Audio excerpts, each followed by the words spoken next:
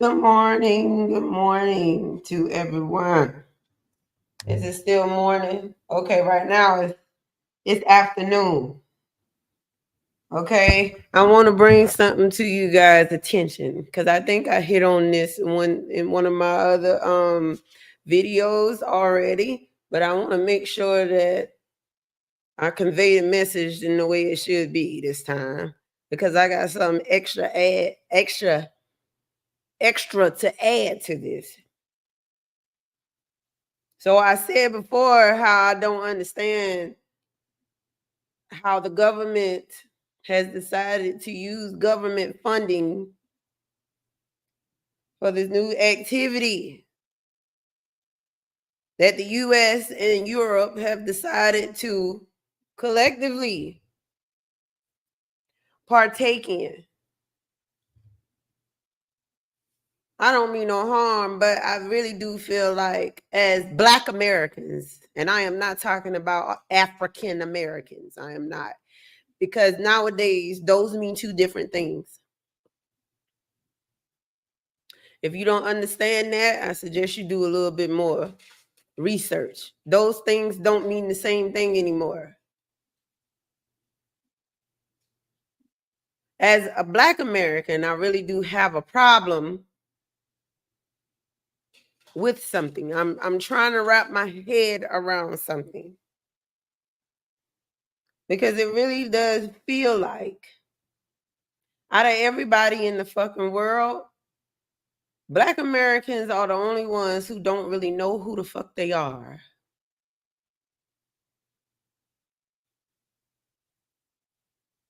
They don't know.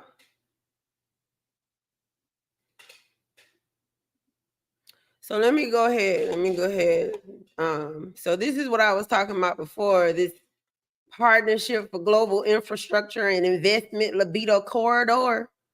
So initially, I thought that this corridor was going to take us from the US to Angola. That's not what's going on here. I read some more about what this thing means. What it actually means is the United States is going to invest along with Europe and Africa in this Transcontinental Rail Network. This rail network is going to go from Angola to the other end, or excuse me, to the opposite side of Africa. So I'm going to show you a picture of what this is going to look like so you can see. Okay? You see this? This is the Libido corridor. Libido is in Angola. This corridor, which is this network, is going to go from this port here to the other side, but it's got to cross into the Congo and Zambia. And then later on, it's going to go all the way to the other side. I'm about to switch views real quick. It's going to go all the way to the other side over here. Okay? It's going to go over here. Somewhere where that's where the Atlantic and the Indian Ocean are going to connect straight through South Africa. From Angola to the other side, which is the Indian Ocean. So if you remember, you heard the lady say that we will be connecting the Atlantic to the Indian Ocean. That means that this network they're working on, this rail network they're working on, is going to go from right here, the coast of Angola, to a coast over here between Mozambique and South Africa, somewhere over here eventually. And that's going to be the connection. from the Atlantic Ocean to the Indian Ocean. Because we have, y'all know what's over here. Y'all know what's over here, right? Y'all know what's over here? Australia. So then Australia will only have to save, because that's what this is about. That is what this rail network is about. To save these regions on trade costs. The cost to get something from one destination to another is what they're looking to save on.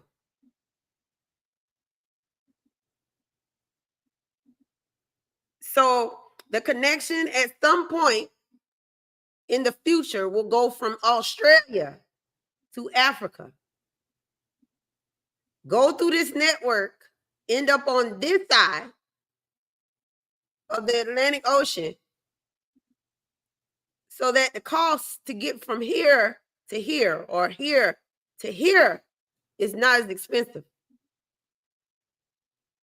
This network is also supposed to be able to transmit resources back and forth across this land in Africa.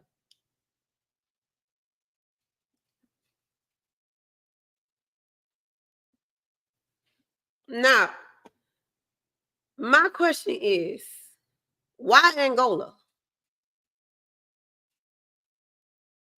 Why, out of all of these ports, right? Why is it Angola? I'm going to tell you why I have a problem with this later on. But why Angola, United States? Why Angola out of all of these coasts here? Why Angola? Why are we taking government funding? Why are we using government funding to do this?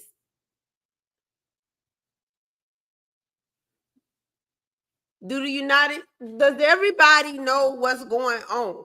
You know, all these people who contribute to the government for funding, i.e. all the employees of America. Because that's who funds the government. The people who work in the United States are the ones that fund the government.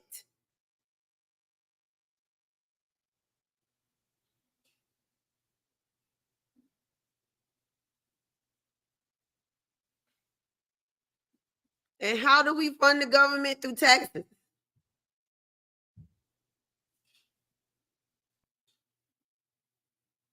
We fund the government through taxes.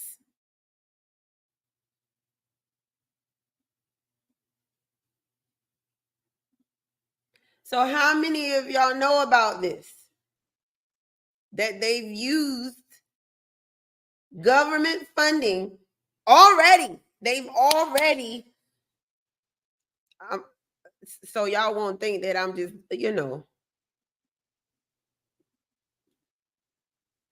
I'm about to show you. Okay.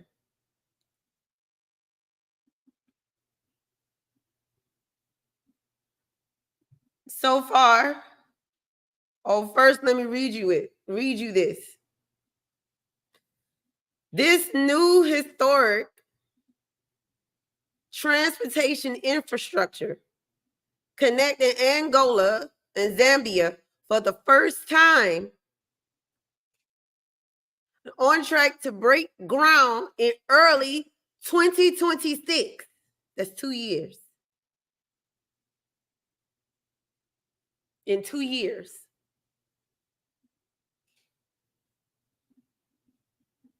It will unlock Zambia's copper belt. You know who needs copper? Access to these resources, these minerals and whatnot that Africa has.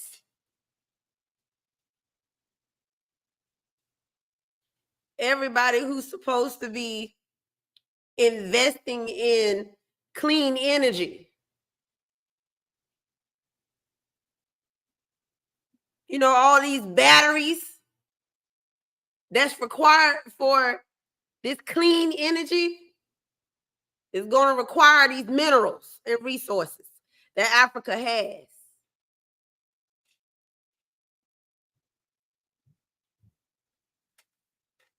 Additionally, the U.S. Trade and Development Agency announced a $2 million grant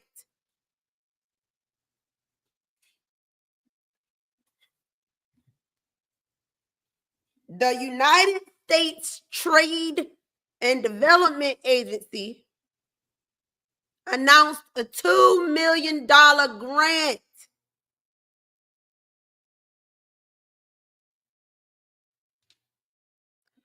for an environmental and social impact assessment for the rail project.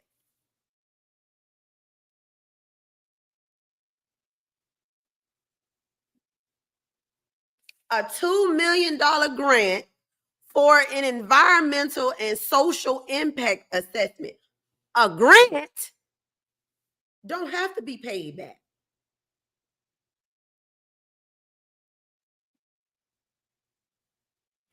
Everybody should know this, especially if you went to school.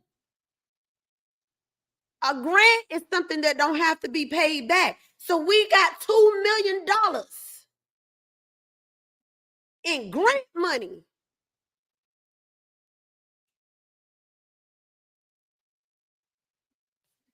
to give for the assessment of another country's rail project.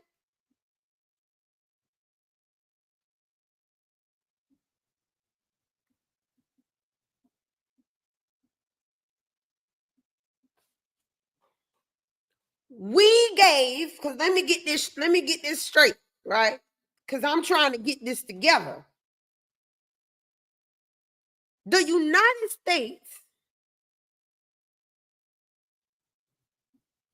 announced a $2 million grant for an environmental and social impact assessment for the rail project in Africa. I am hearing investment. That's what I'm hearing. I'm hearing investment. So we've invested our money in another country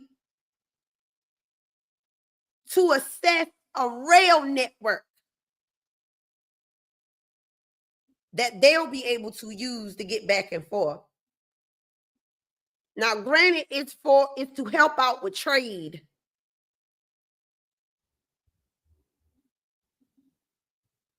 You mean to tell me we have $2 million in grant money to fund a project outside of the United States, but we don't have the money to deal with issues in our own fucking country?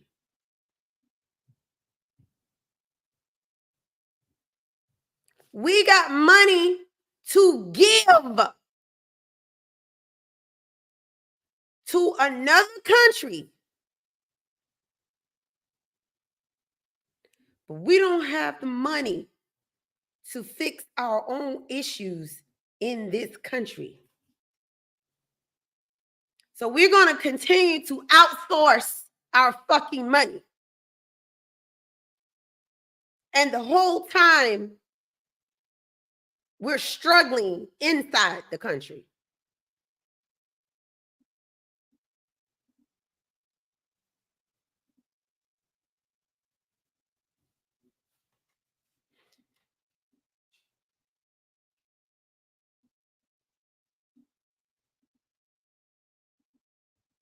I'm having trouble with this. It says In less than 18 months since the initial U.S. commitment, over $3 billion has been dedicated to developing the corridor.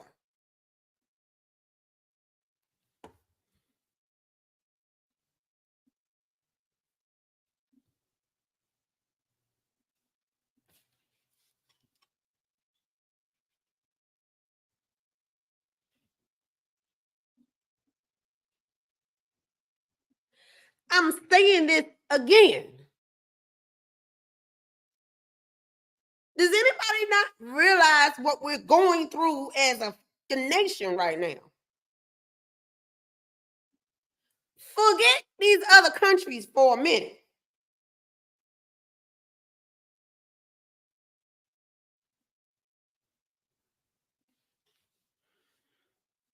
We're making the money, the taxpayers, right? Which is people who work in this damn country. We're making the money that's funding the government.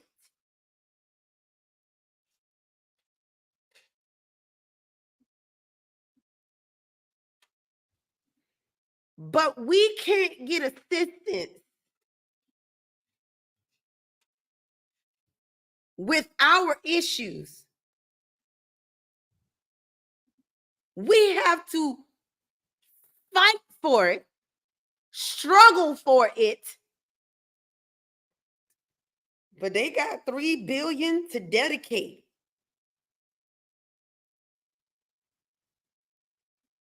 to others.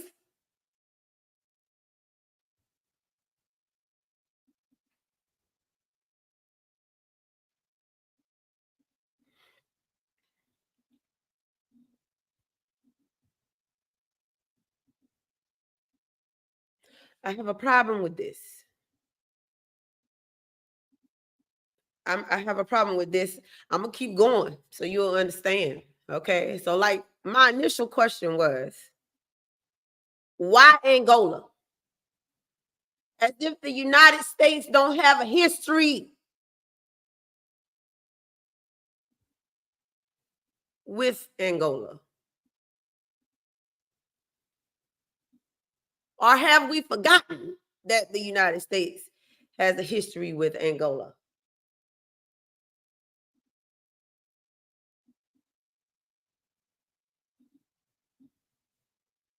And if you are Black American, meaning you were born here, you were born here, your mother was born here, your grandmother was born here, your great grandmother was born here, you should have some questions too. I'm not talking about you if you were not born here. And I'm not talking to you if you are not the child of a slave. I'm not talking to you. I'm not talking to you. And one thing that I know is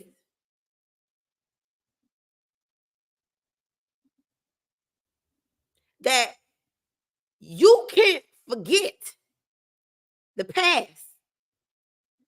You can't forget it. It's not going to go away simply because you dismiss it or you choose not to give it energy. It's not going to go away. Because there are those of us out there still giving it energy. We're going to continue to give it energy because we don't have answers to these questions we have. You know, the lost souls out here who don't understand who they are, who don't know who they are.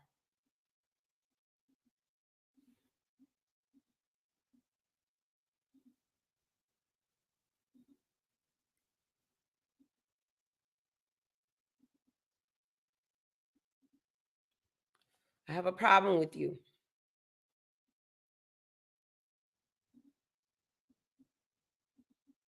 The United States, in my opinion, should make good on its debt. I mean, at what point are they going to make good on their debt? Because if you ask me, this country been in debt since it got started.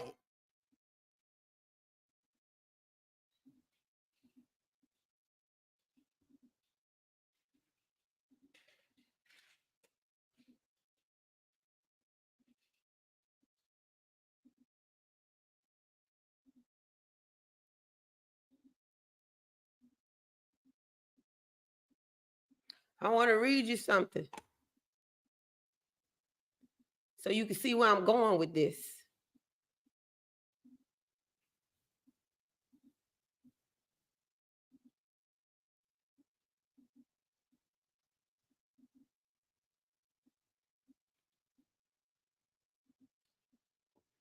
Let me read you something.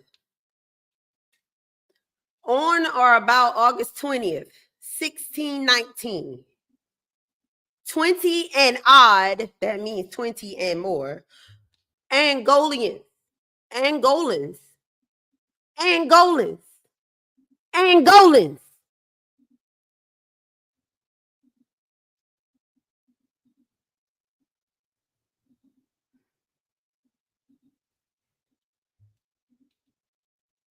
who were kidnapped by the Portuguese. If you don't know, that's Spain. Arrived in the British colony of Virginia and were bought by English colonists.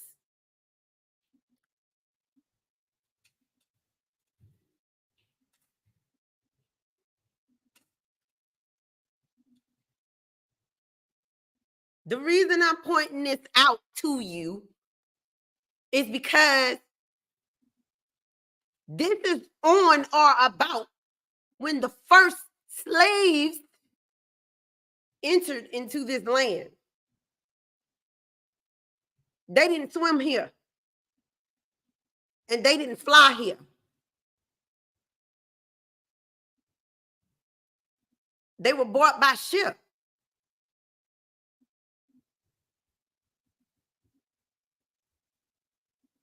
None of their own free will.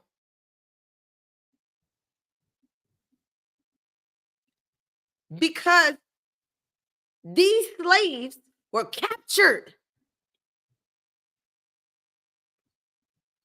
and forced onto a ship by the Portuguese.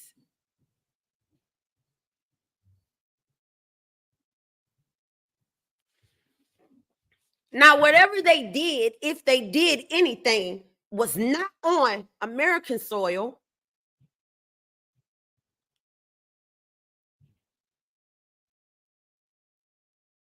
So we're not about to sit up here and act like the slaves that were bought over here initially owed a debt.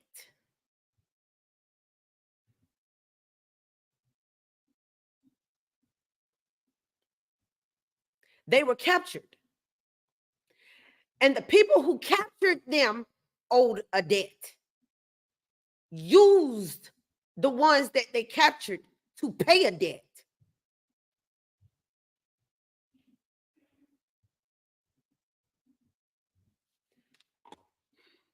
It says the first enslaved Africans to arrive in Virginia disembarked at Point Comfort in what is today known as Fort Monroe.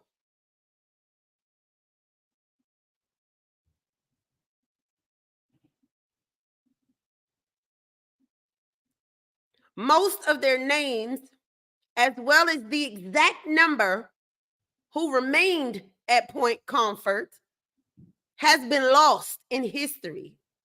But much is known about their journey. I bet it was.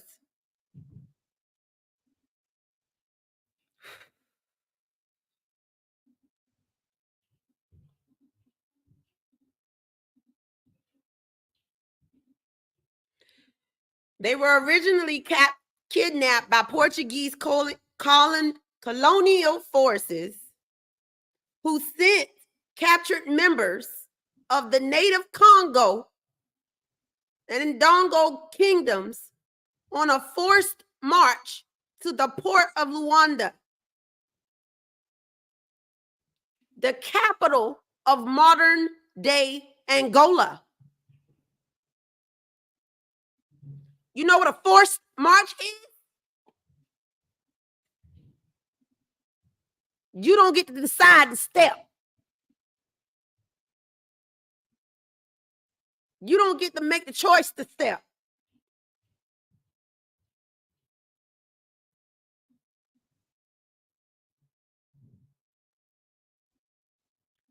Forced.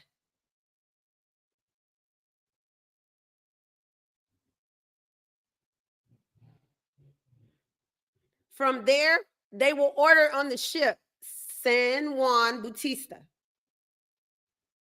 San Juan Bautista. San Juan Bautista. What does that sound like to you? Does that not sound like a Spanish ship?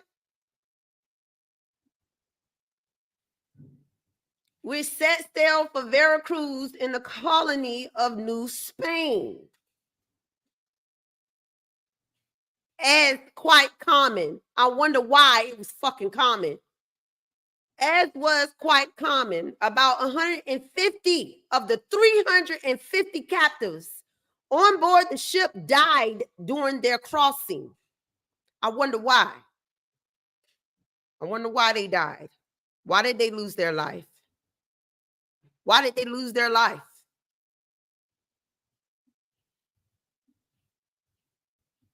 Not only were they forced on a ship from their homeland, but they died en route.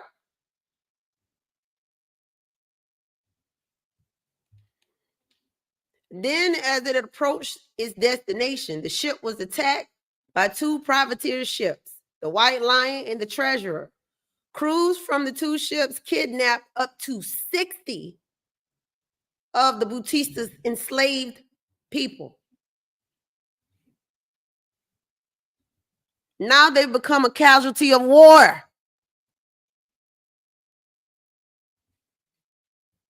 That they didn't ask to be a part of. They didn't sign up for it.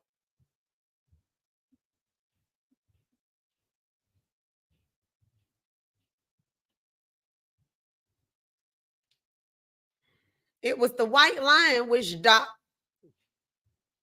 at Virginia Colony's Point Comfort and traded some of the prisoners for food.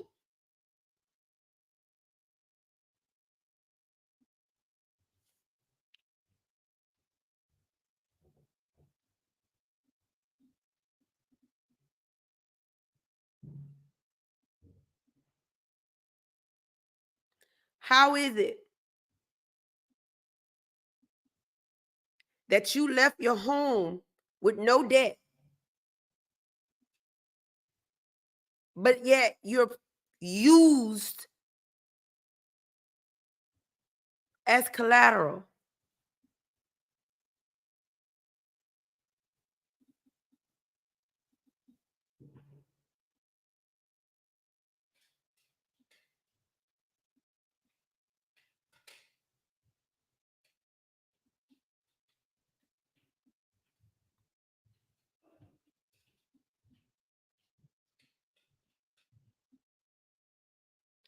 Now, let's read this.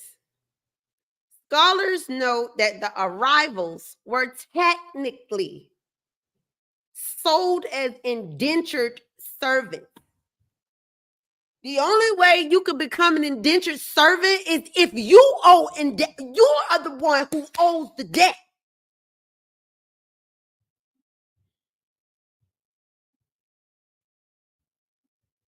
You don't get to become collaterals for somebody who does own the debt. How is it that somebody who doesn't own you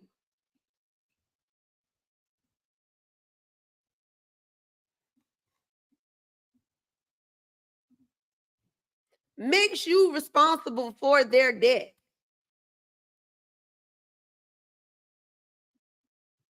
They took you. They took you from your land. They took you by force. You were forced out.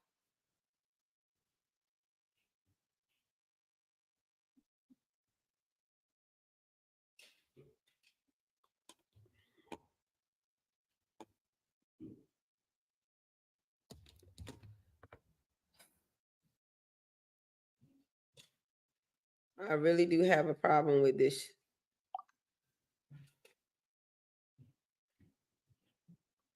Indentured servants were people who worked for a specific number of years in exchange for passage to the New World or as a form of punishment.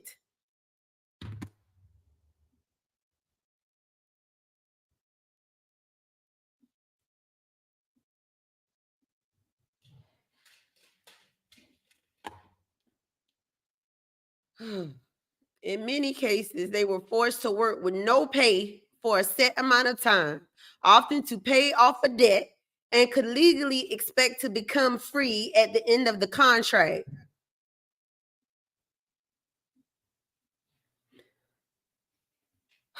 Many Europeans who arrived in the Americas came as indentured servants. They came as people who needed to work off their debt.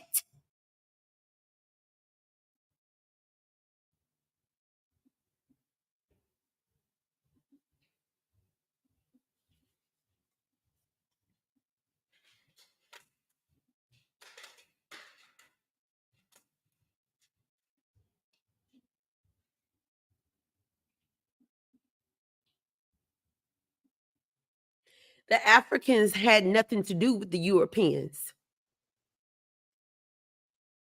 yet they were taken and used as collateral.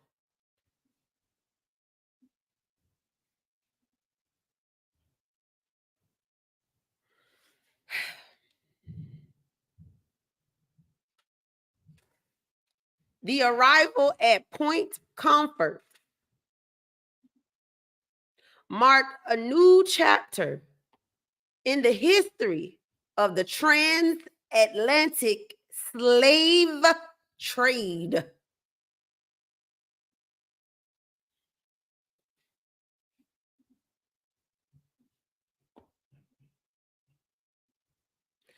Which began in the early 1500s and continued into the mid 1800s.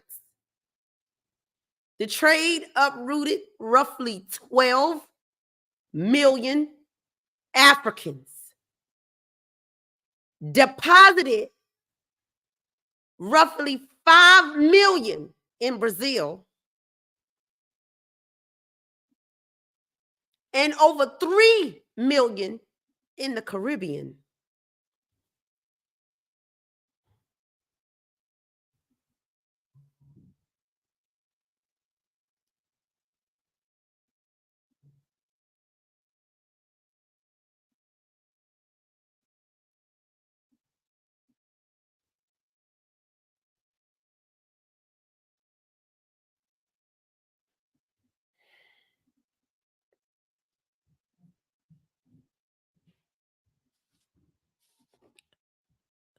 $12 million Africans.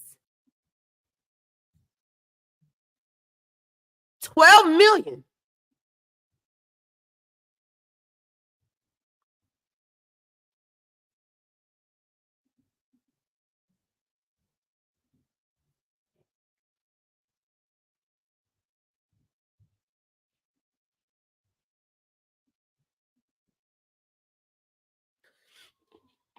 Though the number of Africans brought to the mainland North America was relatively small, roughly 400,000,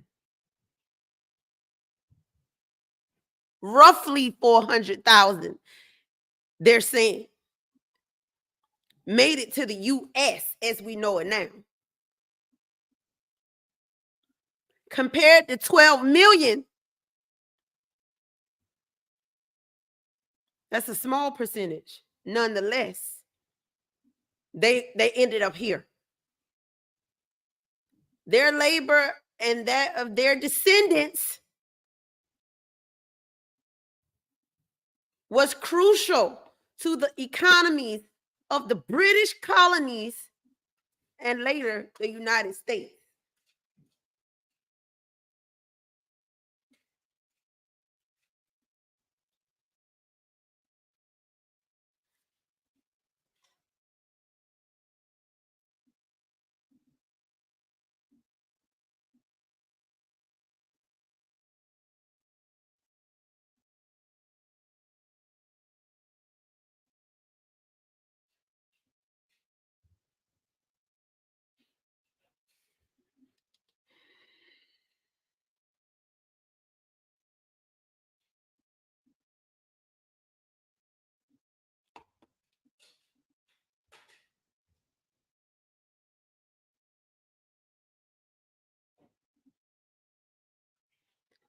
Servants of African origin were oftentimes forced to continue working after the end of their contract.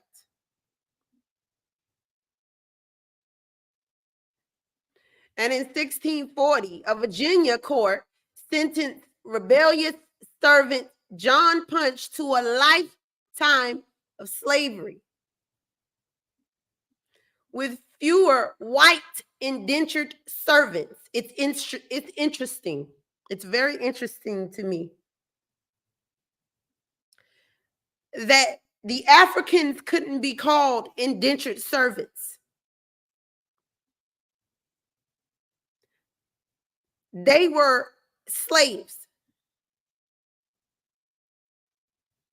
And even if they came over as indentured servants, they were, in fact, enslaved.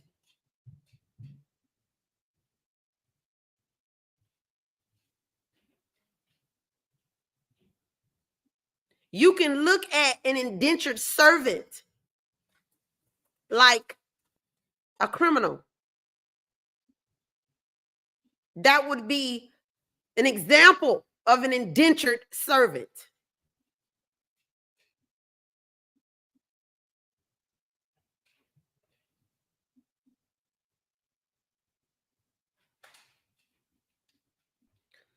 With fewer white indentured servants arriving from England, a racial caste system developed, and African servants were increasingly held for life.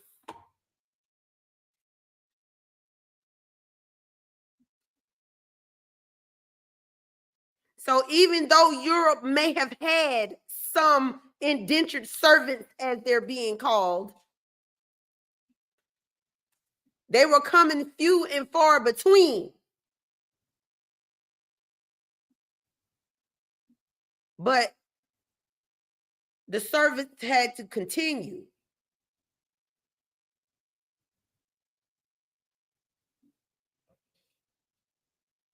And let's keep in mind, during all of this time,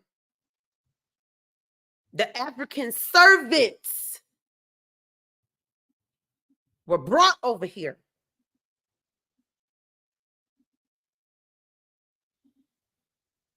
They did not come here on their own to pay debt.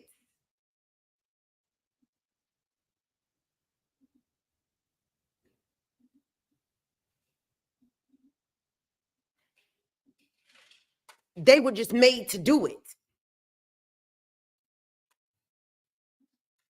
And even though they had contracts, it was like, what contract? You're not free.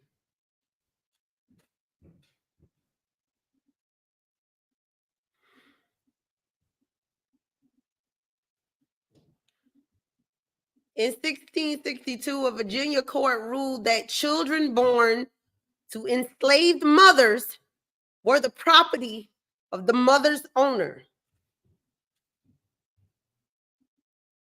The children were not free. The children became property, which is why the women were more valuable.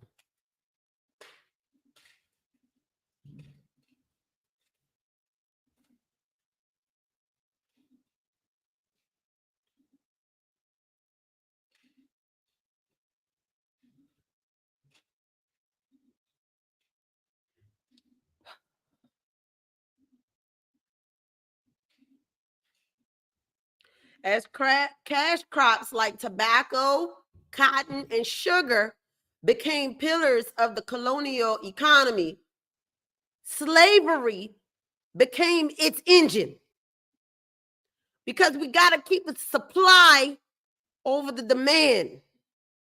Right, America?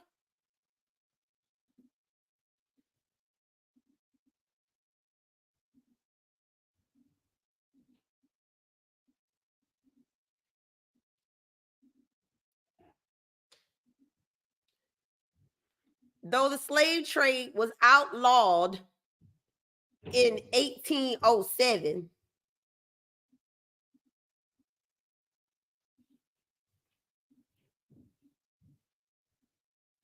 hold on.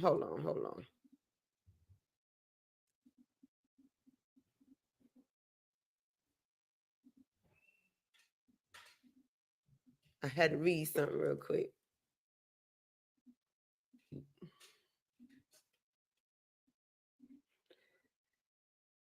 Slavery and the plantation economy, it made possible flourish in the South.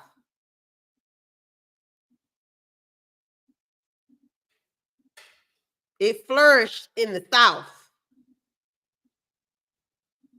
The 1860 census found that there were 3,953,760 enslaved people in the United States, making up roughly 13% of the total population.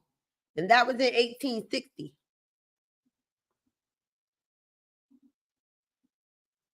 That was in 1860.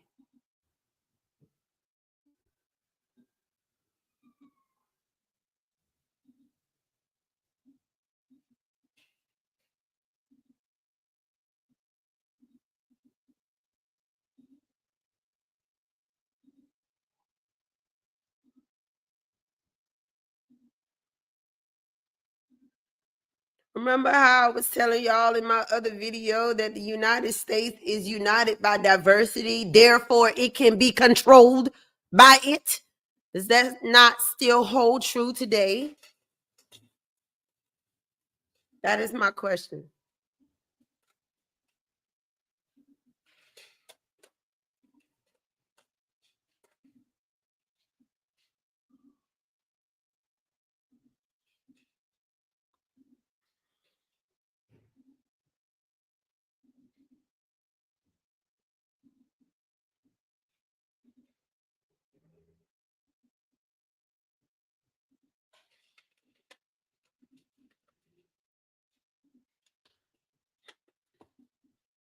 In the end, 246 brutal years of slavery had an incalculable effect on American society.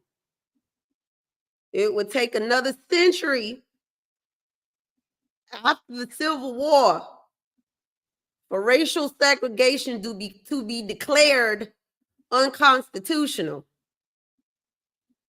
It would take another century after the Civil War for racial segregation to be declared unconstitutional. You know, the days of certain philanthropists and activists.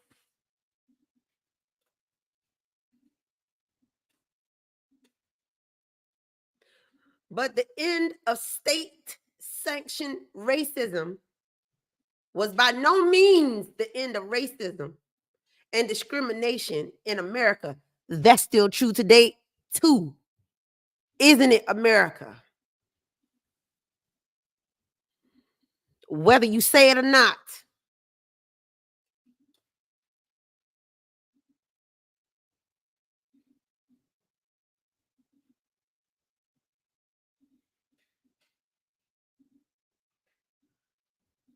Hmm. Slavery is often referred to as the nation's original sin. Have you paid for that sin yet, America? Have you paid for that yet? Because I'm not just talking to the US, I'm talking to Europe as well.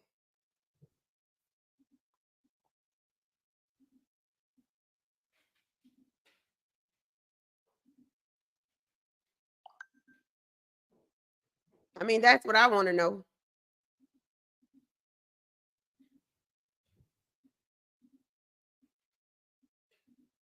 You know why it's the nation's original sin?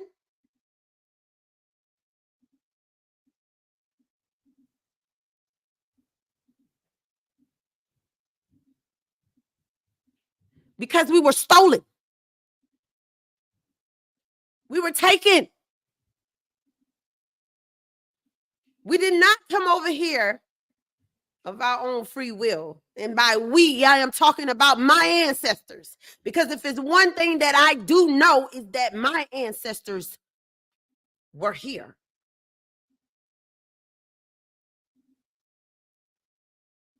I cannot claim Angola. I cannot claim the Congo. I cannot claim any of that. You know why? Because I don't fucking know. I don't know.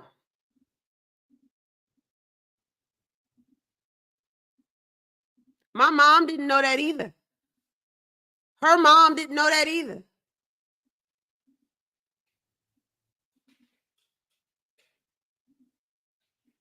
I'm not sure if her mom knew.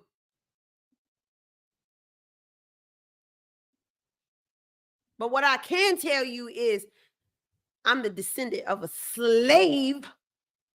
That's what I can tell you.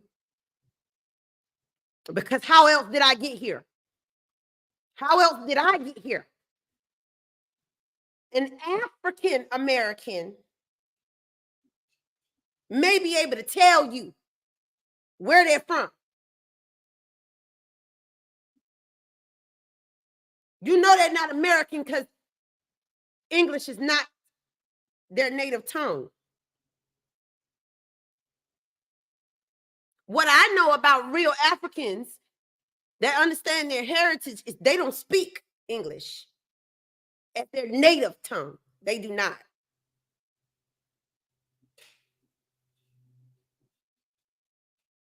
But American English is my native tongue. So where my ancestors come from? Where they come from?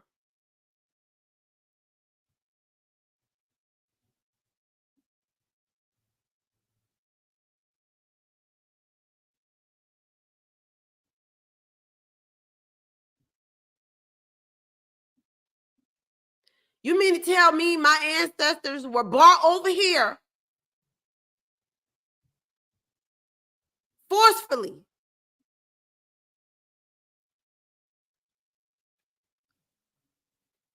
Made slaves forcefully.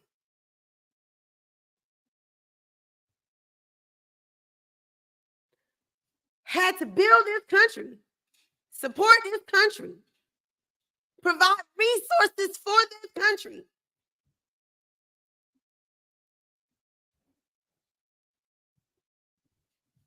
And we have no names of our own.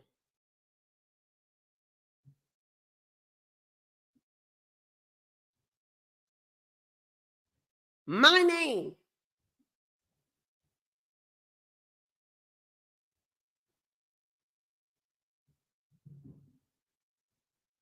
is not common for somebody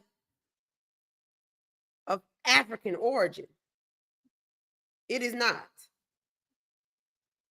But that's a lot of Black Americans. A lot of Black Americans. When we look at our African American kin, if you will, possibly, maybe, their skin looks like ours.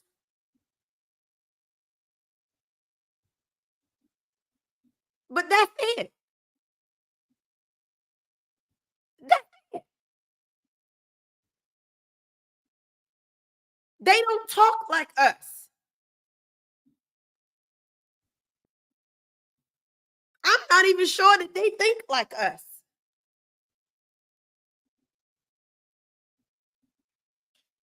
They have a tradition that they understand.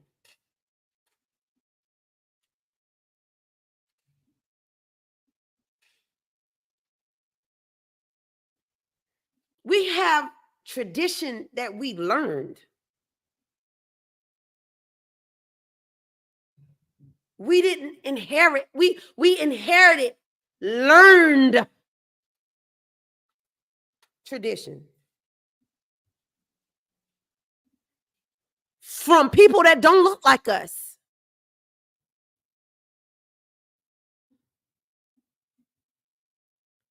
And you wonder why we so fucking confused? If you're not confused, how does this not confuse you?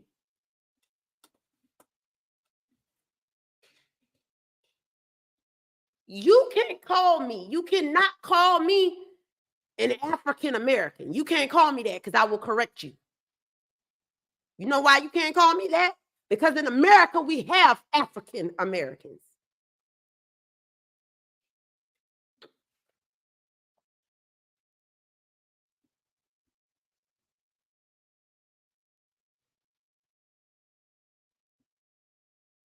And they don't sound like us.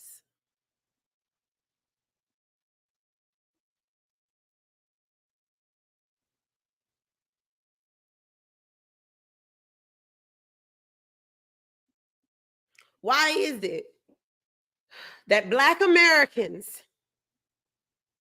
are the only people in the country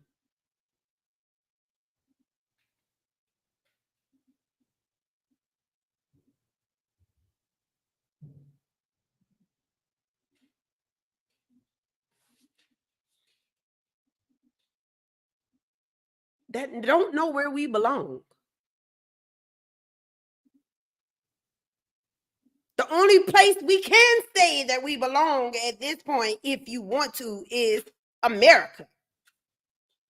You gonna say you belong in Africa? How do you know? Are you sure you belong in Africa? And if you do, why we don't sound like them? We don't have their traditions, and a lot of them don't like us. In case you didn't know, a lot of them don't like us.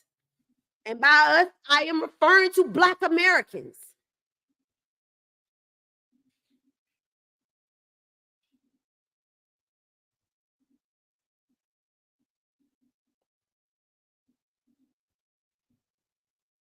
We are the products of slaves.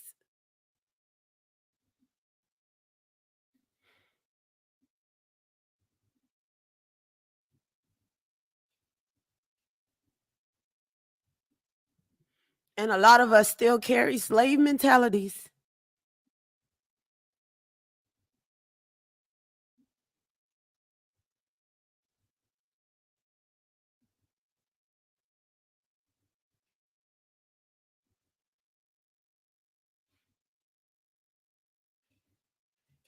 I don't understand this.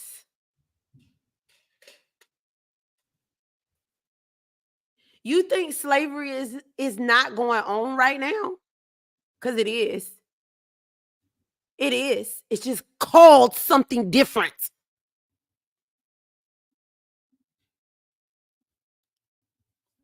What it's still called is labor, though. It's still called labor.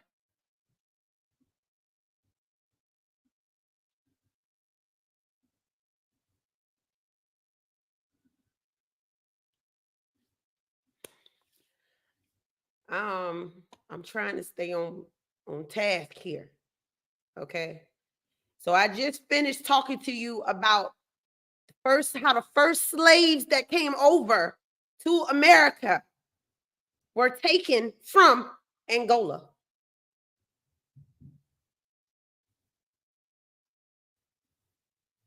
We were taken.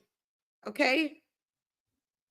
You know what taken means? We were stolen. We were not given the free choice that we should have had.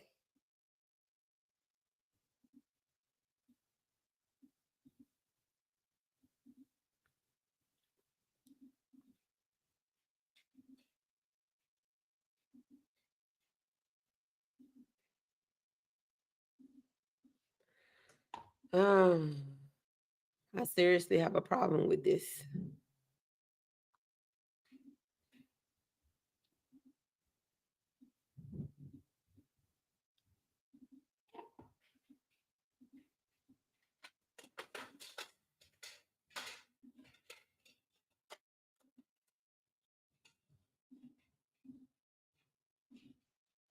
Um, it's something else I want to read, you guys.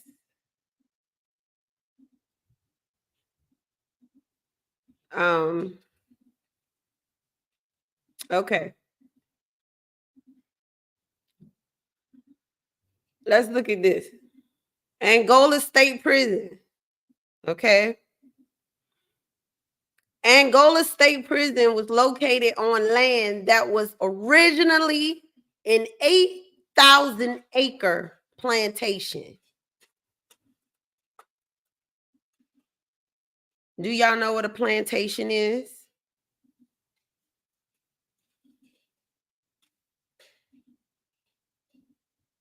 An 8,000-acre plantation in West, I guess it's Feliciana Parish, in a remote region of Louisiana. The nearest town was 30 miles away. The plantation was named Angola after the homeland of its former slaves.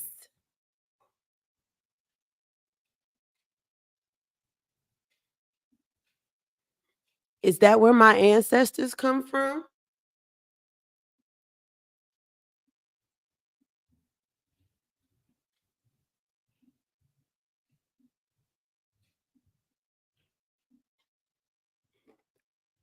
I bet you the United States can't tell us that.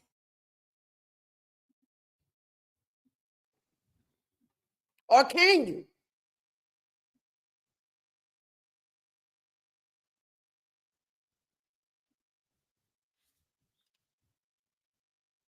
It traced its origins as a prison back to 1880. That's when it became a prison, approximately. So before that, it was the site of a plantation. A plantation was there. A plantation where slaves worked.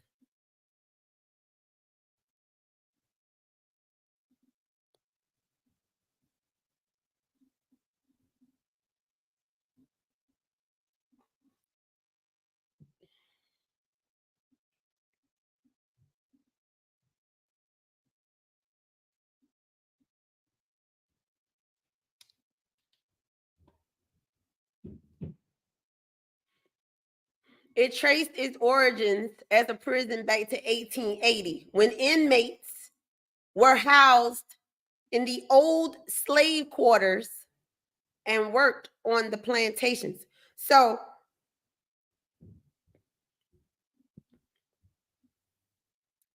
1880 would have been after the Emancipation Proclamation.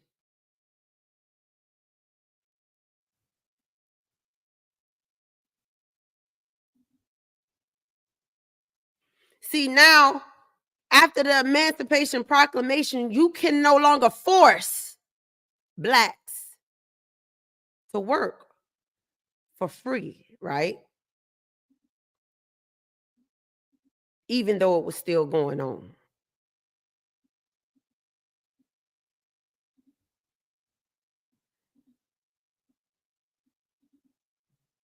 So, what happens to all that free labor after the slaves are freed?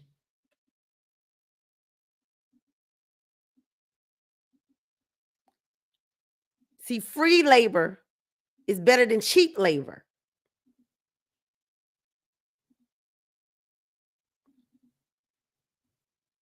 But cheap labor is better than full price, fair price.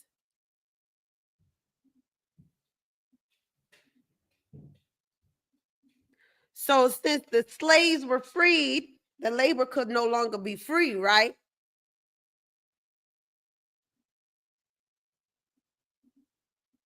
So a Confederate general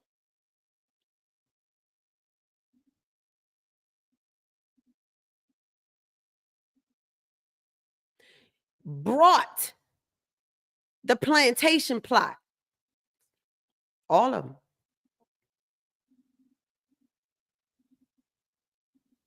and he turned it into a prison camp.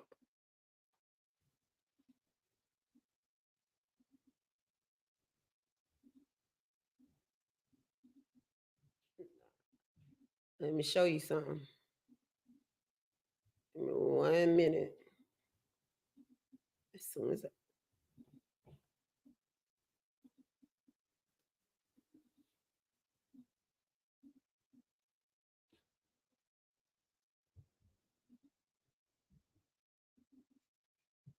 I want to get his name because I had his name, so I want to get his name.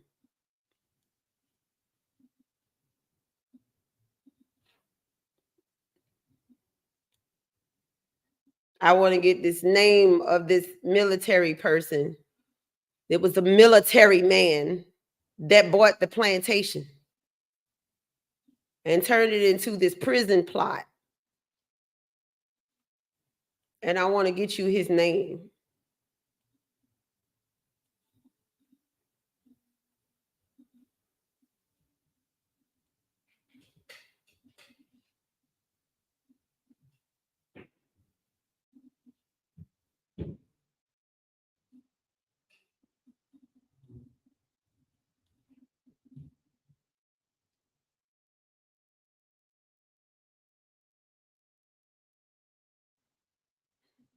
Of course, when I'm looking for something, I can't find it. It's always when I'm looking for something. I thought I had it pulled up here. Hold on.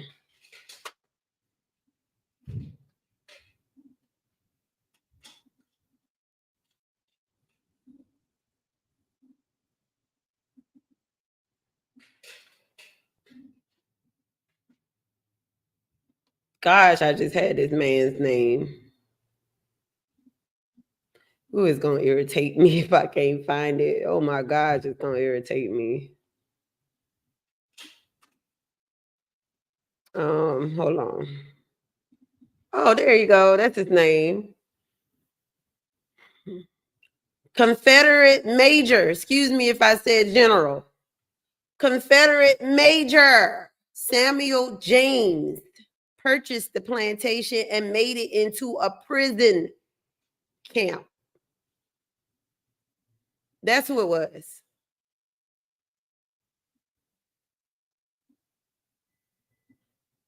Now, think about that. Free labor is no longer free because they've ended slavery. Where now, if you needed this stuff grown and you need the resources done by people, you had to pay them, which included the free slaves. You have to pay them.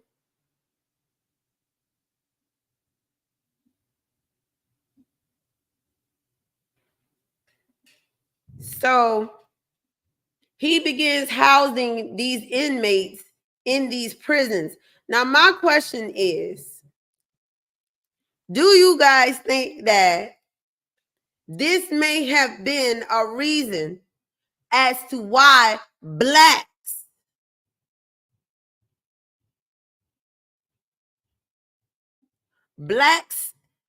detention was longer or made longer than anybody else? That's my question. Remember what I said? The indentured servants from Europe, though their numbers had dwindled down. The whites, their numbers had dwindled down. It was mostly African slaves on these plantations. Then after they're freed, there's no more free labor now. You have to pay them. So would it be more economically friendly to have a freed slave working for you, or to have an inmate working for you, or an inmate producing the resources?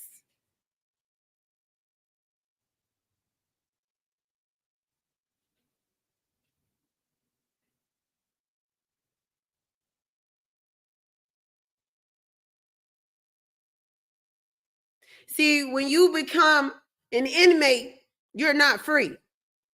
Your freedoms are taken. Girl, hush. I hate when Siri be doing that.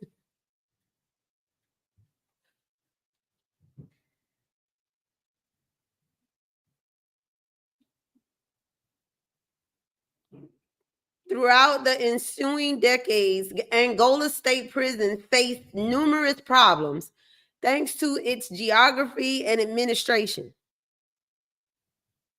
The penitentiary was bounded on three sides by the Mississippi River. The crops were destroyed after floods in different years. But the crops were a key source of funding for the penitentiary's operating costs.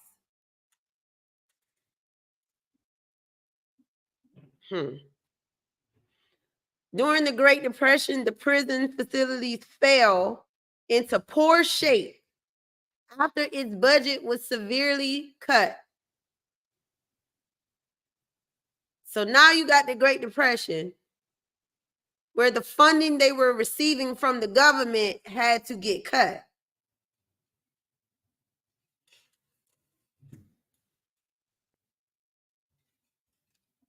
Conditions became so bad that 31 inmates sliced their Achilles tendons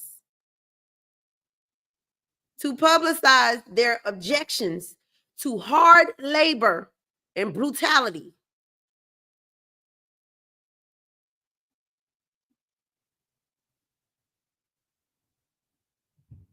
If you slice your Achilles tendons, what good do you think you're going to be to anyone?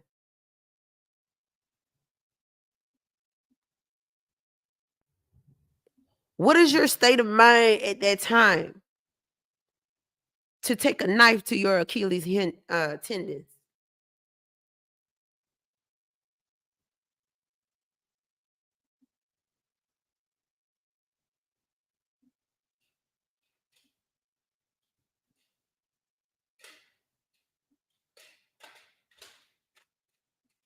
By 2008, Angola State Prison had grown to 18,000 acres, the size of Manhattan. It was a maximum security prison with an inmate population that was almost completely African American, while the officers who oversaw them were entirely white. The officers were known as free men and not guards. Now I wonder why that was.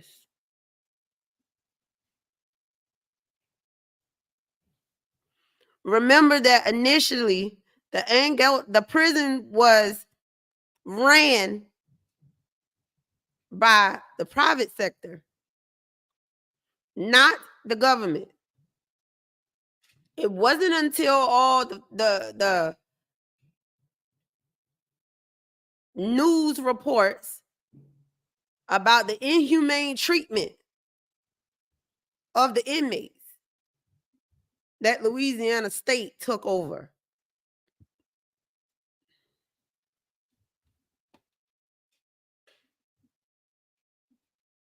Angola had numerous enterprises: corn, cotton, soybean, and wheat crops.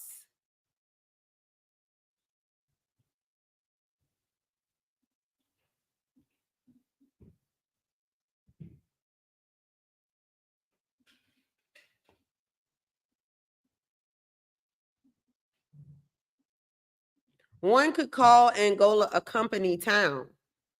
Anyone who worked at the prison lived in one of the hundreds of homes on the prison property.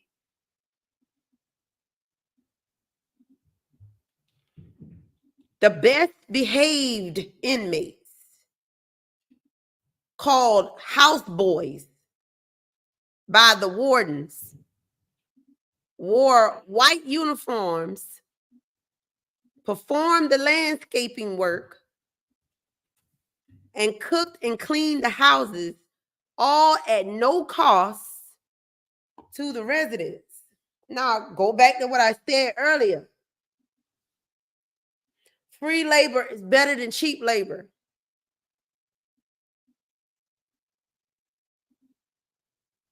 But there's no free labor if the slaves are freed.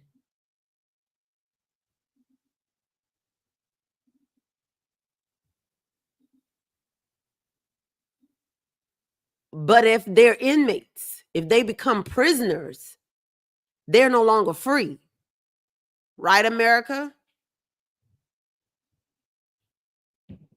So that's how you can get away with having the inmate, the house boys, because that's not what they were called. The house boys were allowed to perform landscaping and work in their houses, cleaning them at no cost.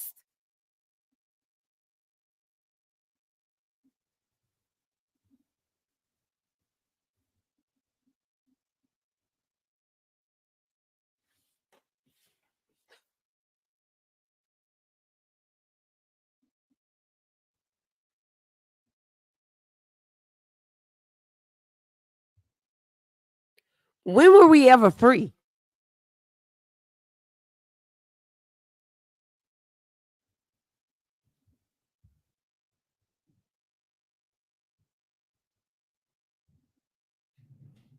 As blacks, when were we ever free?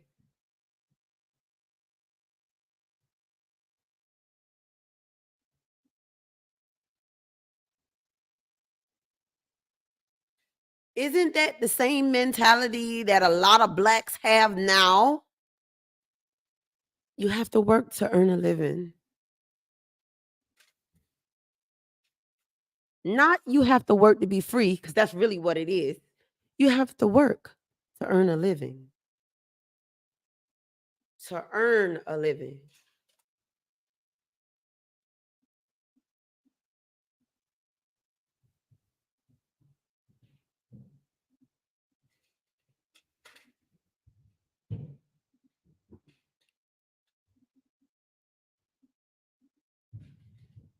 This is what we inherited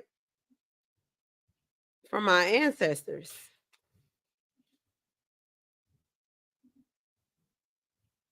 This mentality. This is what they were able to pass down to us. What they knew. This is what they knew. They had to work to survive. This is what they knew.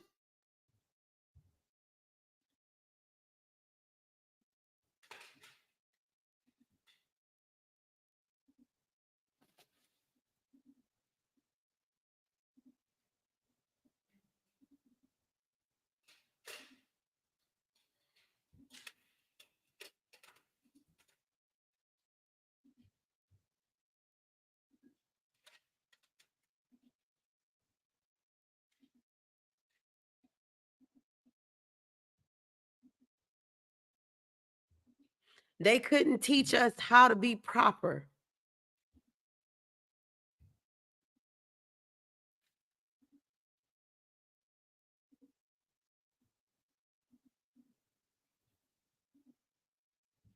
Whatever the fuck that means.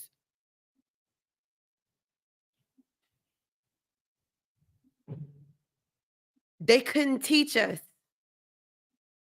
what they didn't know.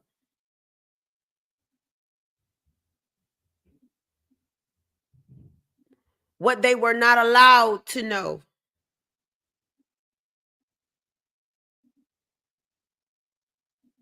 What they were not given the opportunity to learn.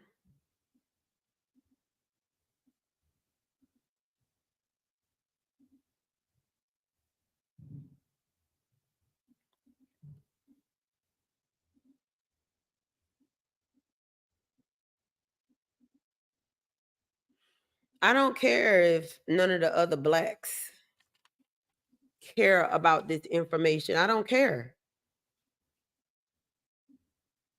I do. I care about my ancestors. I care about how I got here. I care about my lineage, my genes.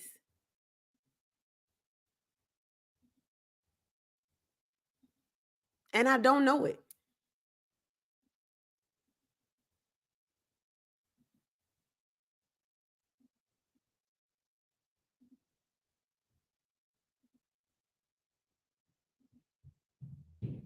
The only thing that has been drilled into my head coming up is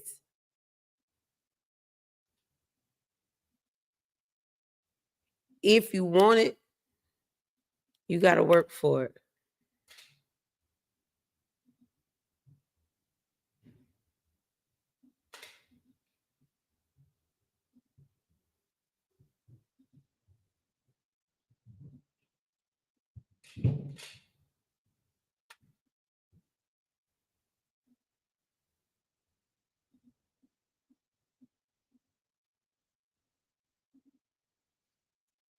I have an issue with this.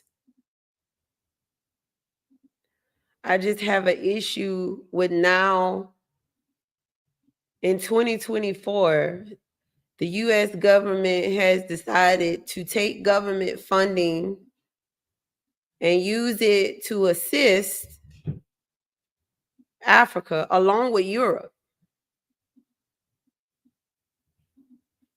in building a rail network that goes from one side of its shoreline to the other. So it would seem that the United States and Europe are still taking resources from Africa to this day. They're just saying it's a collaborative effort.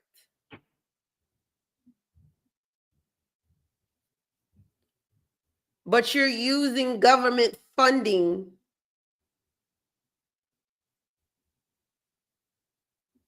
for these efforts.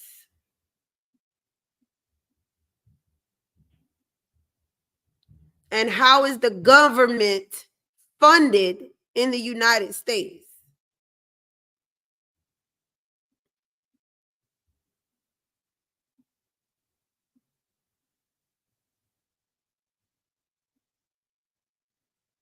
I mean, so you can take our ancestors. Let me speak for myself, okay? You can take my ancestors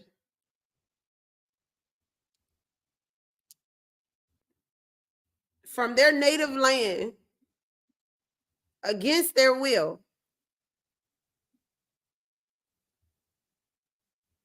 bring them over to a foreign country and force them to work. And not only them, but any product that come from them.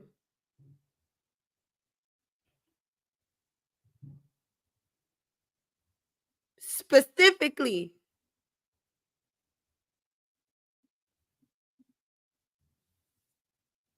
for labor.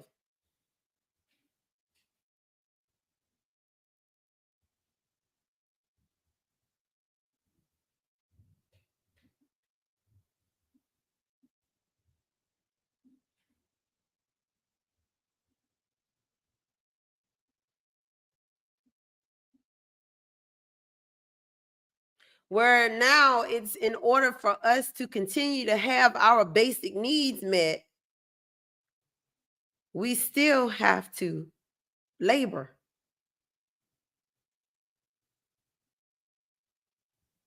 This is what we inherited from our ancestors that were bought, that were forced over here.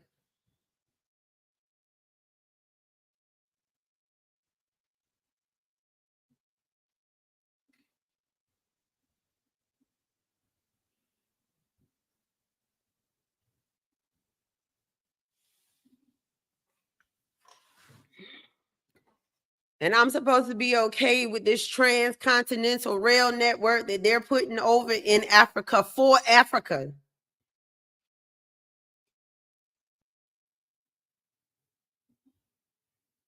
And to cut down on costs for trade for these countries.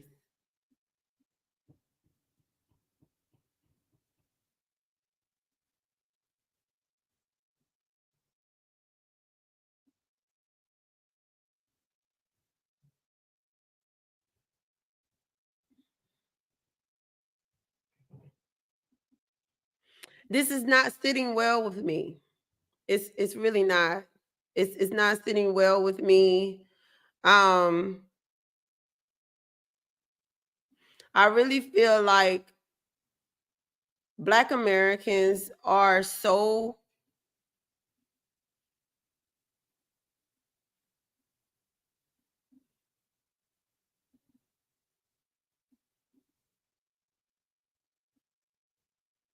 displaced. They are displaced.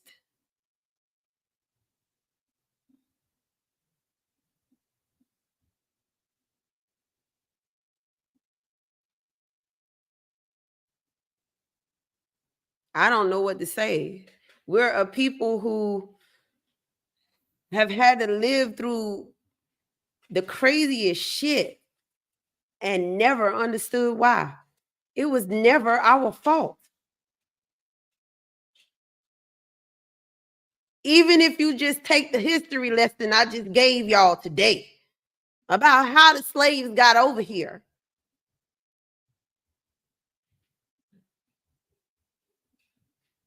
Even you can say it was not their fault. It was not their fault.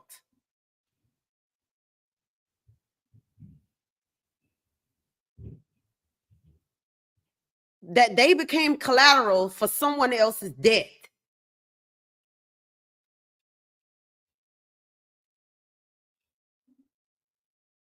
They were forced to build a country for others and receive nothing but their so-called freedom that they still have to fight for today.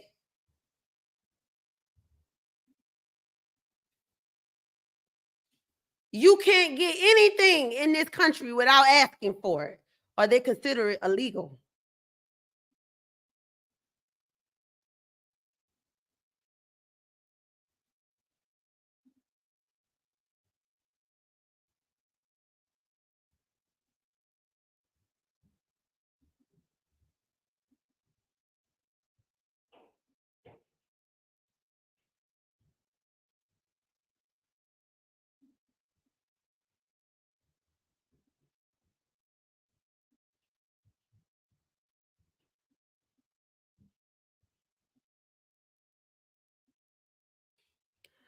America, I want to know if our contract is up.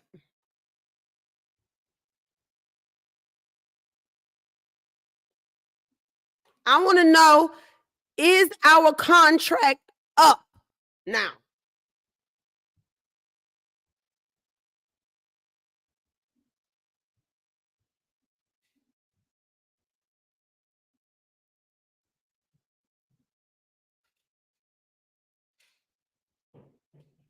if we all wanted to leave so that we don't have to deal with the history of this country and our ancestors anymore, what are you going to say about that?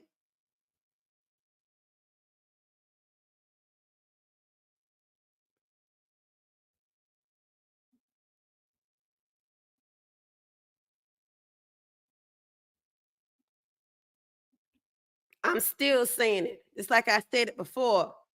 Blacks are the commodity in this fucking country.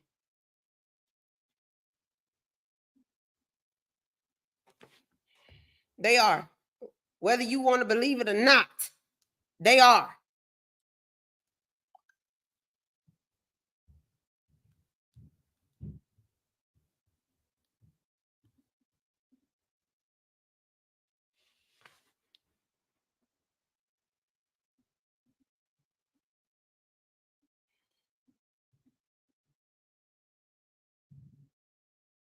Take us out of the equation. Take Black Americans out of the equation. Take us out. If you take us out of the equation, what happens?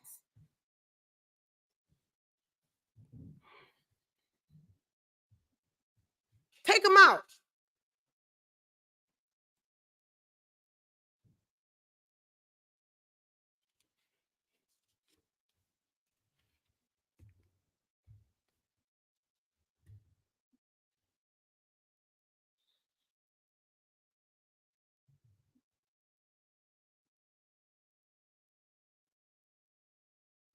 They taught us what they wanted us to know. What they wanted us to know, because we were not taught by our own. What they wanted us to know is what we know.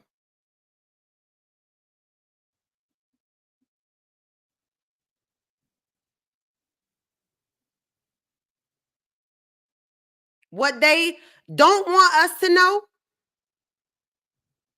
they keep it hidden. They keep it away from us. They threaten careers.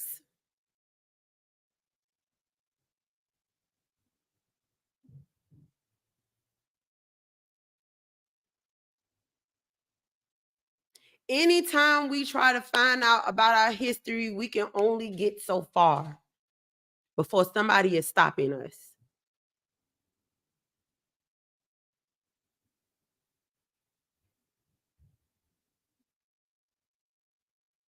I want to know, why is it that the little bit of history that we do have is not freely available to people?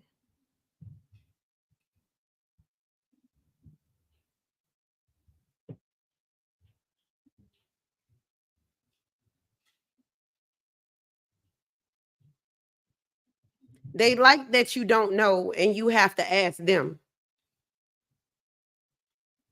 They don't want you to know.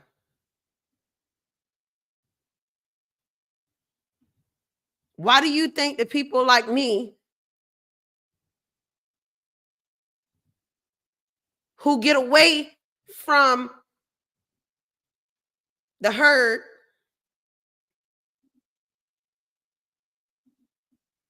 are then kept away from the herd? There's a reason for that.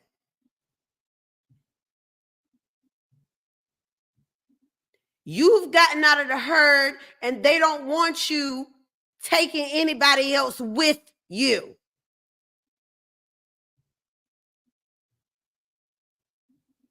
You know too much. And they don't want you teaching the others.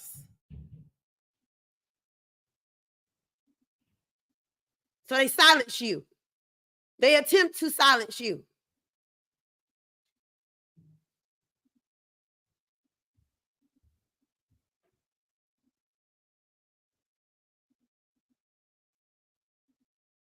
The United States has been in debt since it was founded.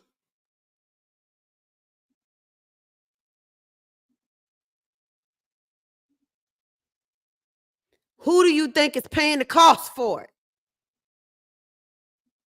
And you're going to tell me we don't have no say so in anything?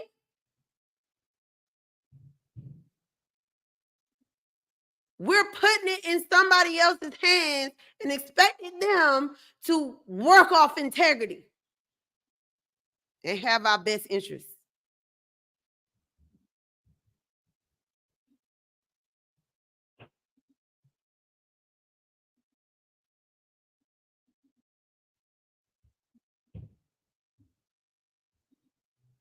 Why is it so hard for Black Americans to have their own businesses?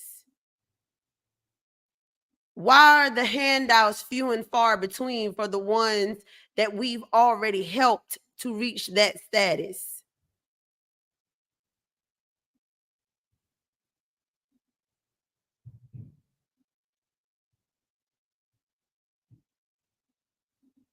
Why is it that Black Americans are in such competition with each other?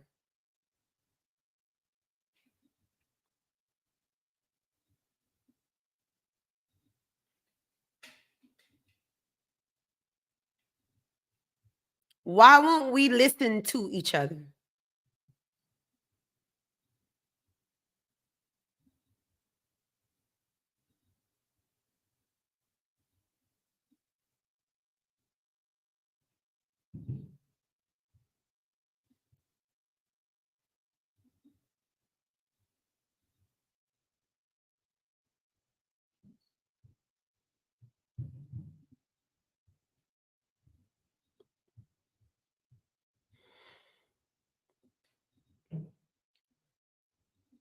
It really does.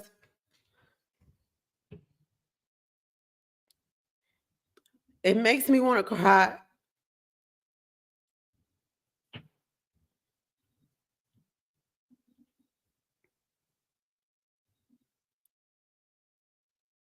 It's like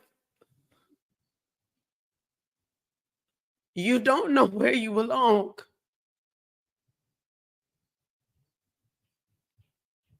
And all you've ever known is that you have to learn,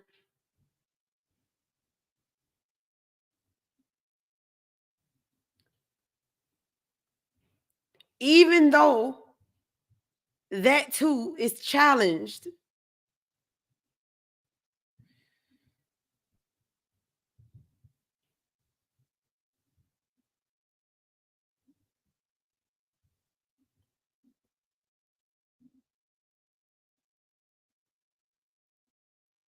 It's really sad. It's really sad because there's a body of people in this country that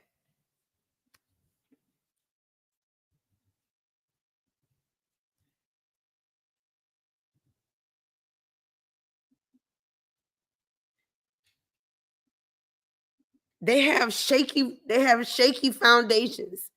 You know, they don't understand their roots. They grew up here in the United States, not in their country of origin,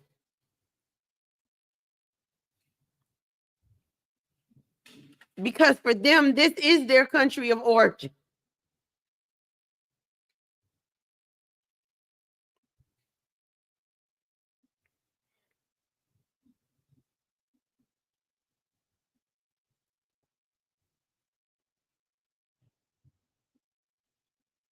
I don't know. It's very weird to me.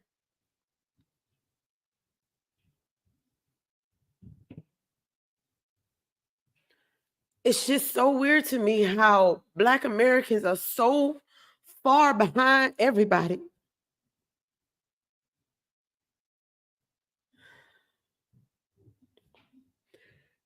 And not only that, they're challenged by everybody, including their own.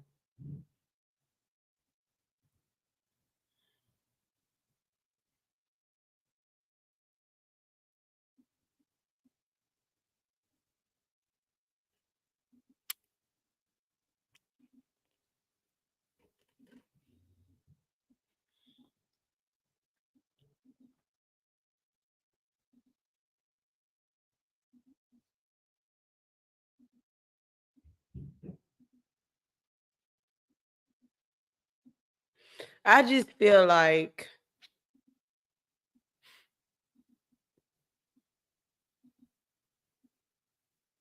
we need to pay attention. We need to start asking questions.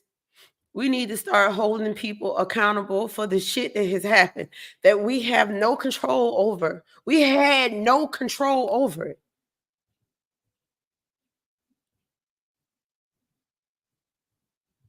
And yet we are still made to feel like we don't have a voice or our voice does not matter.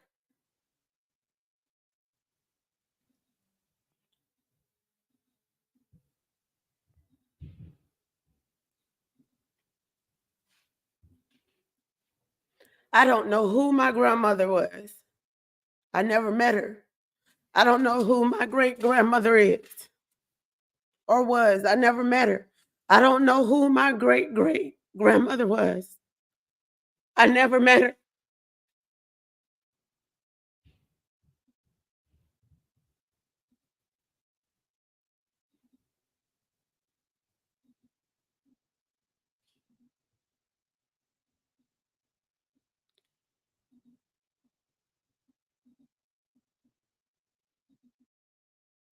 Oh my God. This is like,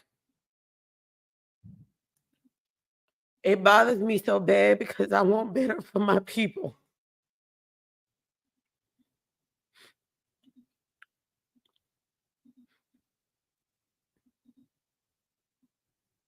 I think a lot of us suffer because we're ignorant,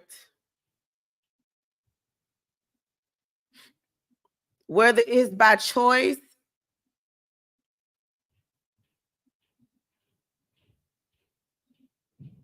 or something out of our control. We're ignorant. And I think it's still that way because there's not enough of us who are willing to fight.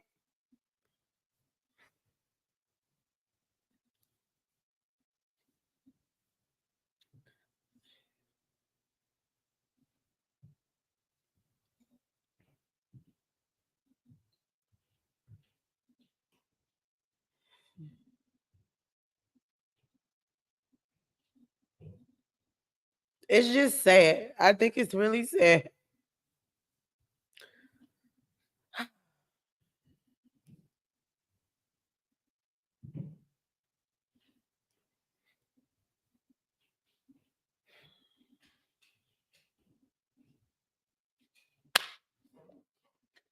I didn't mean for this to be no crying session, but I am really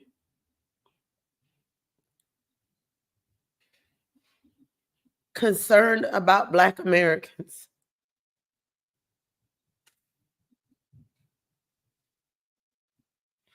And this is not to take a dig at any other type of American in this country.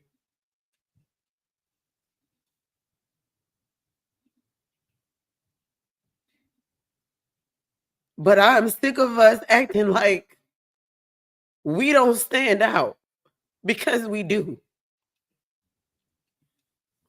Out of everybody, we stand out.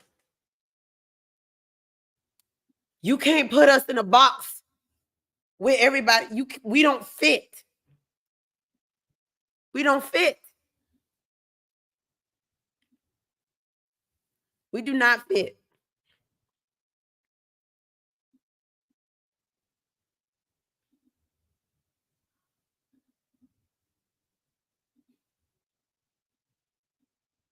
I just found it interesting that the United States is doing business with Europe in support of Africa in these particular regions where they're again going to make the feasibility of resources attainable,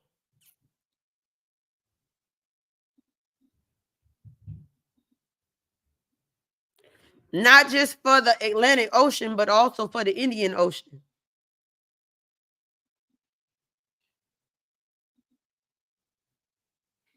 All I'm asking the United States to do is take care of the citizens of this country that did not choose to be citizens of this country. We were born into it.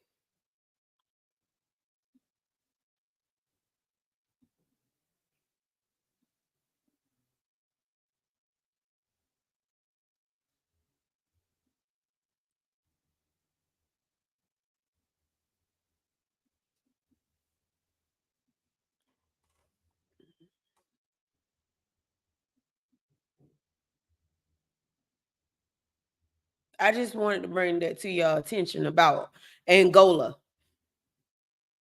and why 2 million up to $3 billion of the US government's money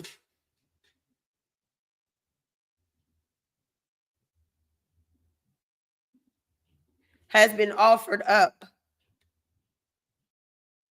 to handle the costs or a portion of the cost for this rail network that won't be in the United States or Europe, but in Africa.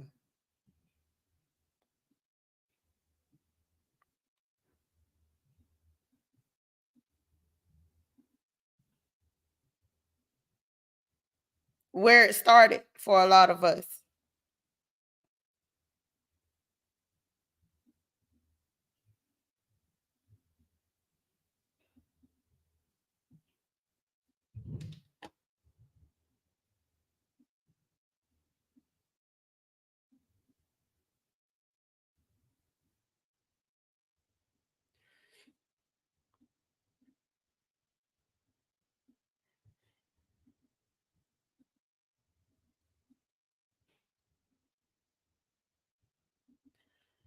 Oh my gosh. I tell you what. Um I'm gonna make sure that I put these links in the description in case y'all want to read this stuff. I'm not one of those people who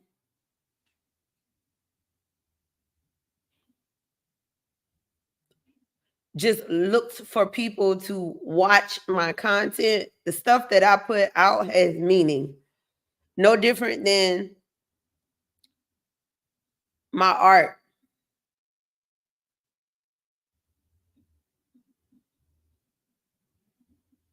These are things that really do concern me. These are things that people don't talk about. A lot of times it's stuff that Black people don't want to talk about. They don't want to go back into history. They don't want to.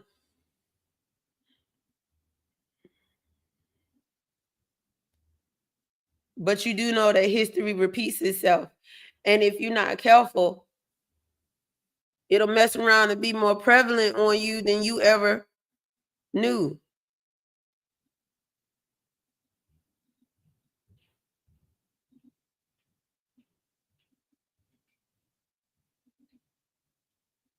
I'm still trying to figure out whether the United States got this $2 million to grant for an assessment of this project. Where did he get that from? Because like I said, a grant don't have to be paid back.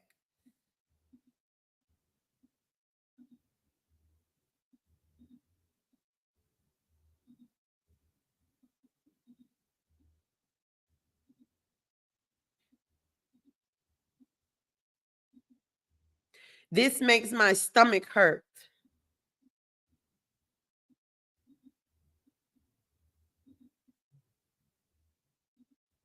I lie to you not. Like one day, I used to work at this particular retail store. I used to work at this particular retail store. And this retail store, they had a manager on a conference call, and I was in there. I could hear what was going on. because of the position I had. I could hear what was going on in the call. And they were talking about some upcoming changes where they would be requiring people to work. It would be like extra hours or something I can't remember.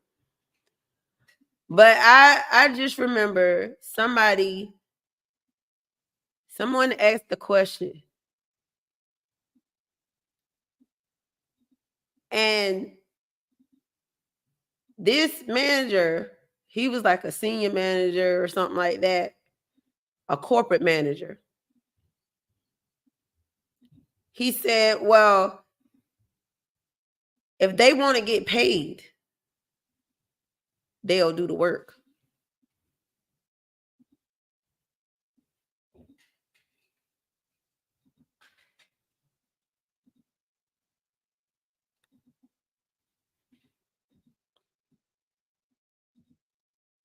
It just moved me the wrong way.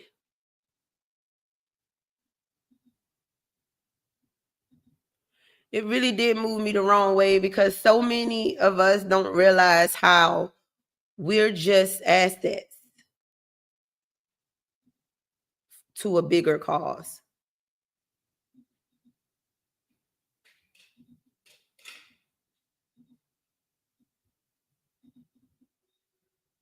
That's all I'm saying.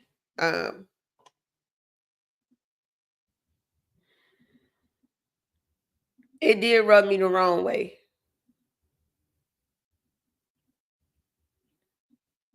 It was how he said it.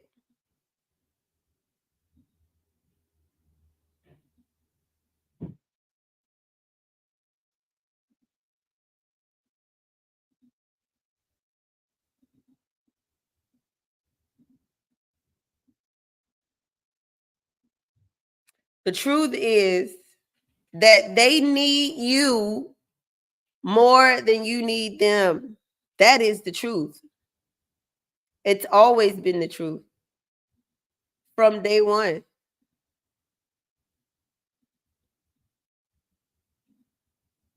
You know what I'm saying? Companies, businesses, countries,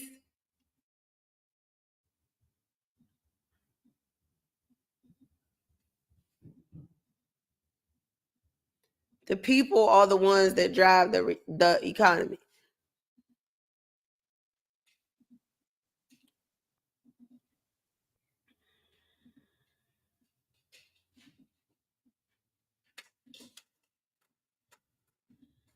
I don't understand how we don't have more power than we do in this country.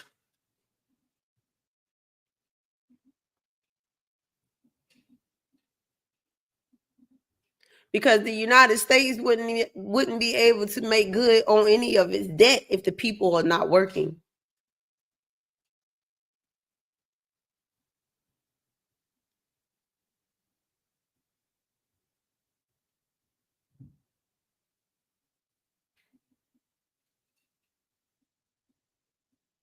It's interesting because I'm not looking for a whole lot of people to listen to this video. I'm really not, because it's a lot of us who we don't want to touch on these sensitive areas as if this is not one of the biggest issues that we are having in this country as it is. People not willing to tackle the hard questions, the real issues. People not wanting to challenge the government.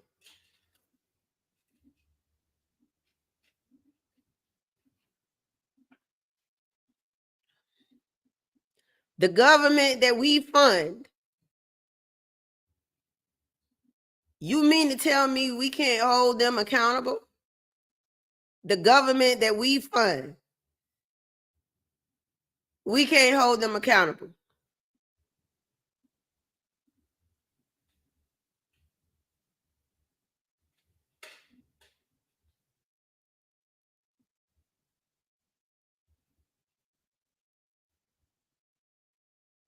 all the homelessness in this country, all the food shortages we are facing, all the issues that we're facing right now,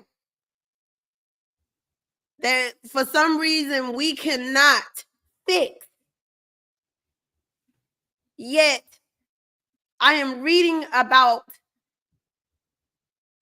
an alliance that was created for the benefit of the United States using our money for another country.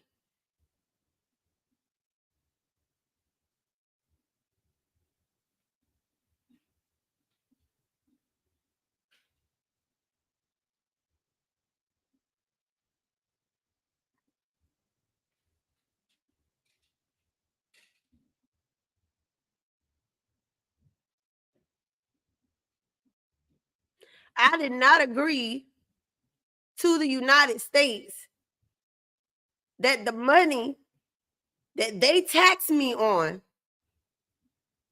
that should be used for our government to fix our in-nation problems could be used in any way necessary. I didn't agree to that. I didn't agree to that.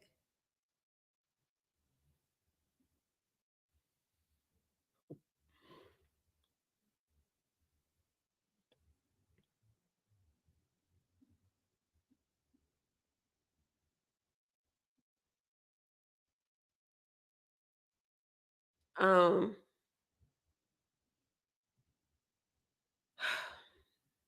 I had to get that off my chest. I'm not okay with what's happening in the US. I'm not. This country is becoming a country I don't want no part of.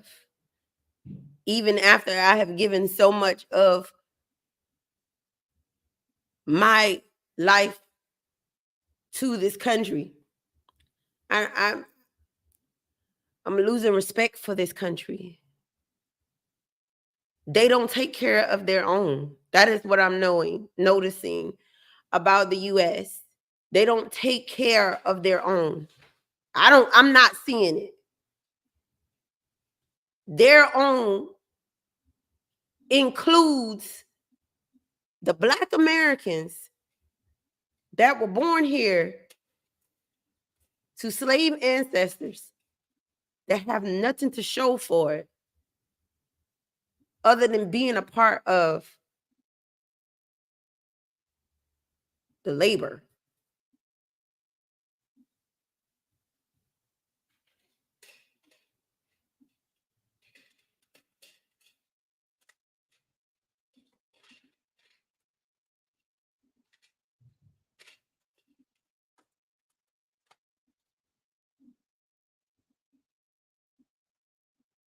I don't know. These are my thoughts. I'm about to end the stream now. Hopefully, I got through to somebody, but if not, I put it out there in case you did not know. The US, along with Europe, have already invested and have pledged to continue to invest if necessary. And this rail network